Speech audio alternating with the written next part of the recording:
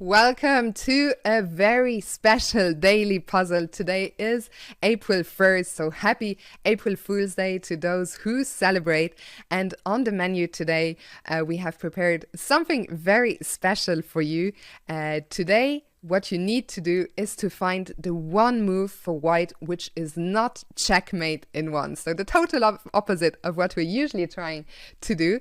And it is a lot trickier than it sounds at first. Let's take a look at the position. Let's look at the enemy king.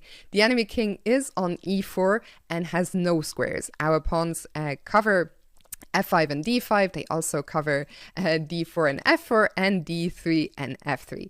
The pawn on e3, meanwhile, is covered twice by the knights, so the king has nowhere it can go. Let's look now at which pieces can we move, because all of the pawns are blocked. They cannot move. The king also cannot move, importantly. The bishop is taking away the square on f8, and the rook is covering the second rank.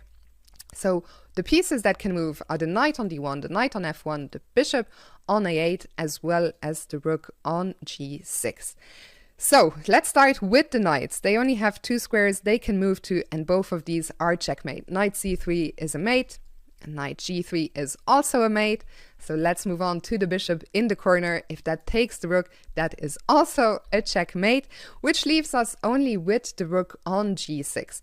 Now, if the rook on g6 takes the pawn on g5, that is a discovered check, and the king, as we already know, has nowhere it can move to, and the bishop cannot be captured by the black rook because that rook is pinned to the king. So rook takes g5 is checkmate.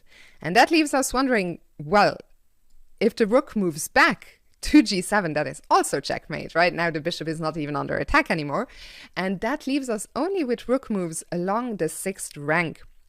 Only one of those is not a checkmate, and maybe by now, by this method of looking at all the moves, you will have understood the idea. If we move to any of these squares, that is checkmate. The bishop can never be captured, so the whole solution lies in this bishop. How do we achieve this bishop being captured?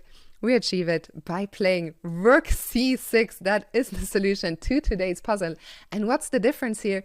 The difference is that we have broken the pin with our rook, so that after rook c6 check, now black can capture on h7, and we have found the one move for white that was not a checkmate in one. I hope this puzzle brought you a little bit of joy, a little bit of light-hearted fun on this special day. Good luck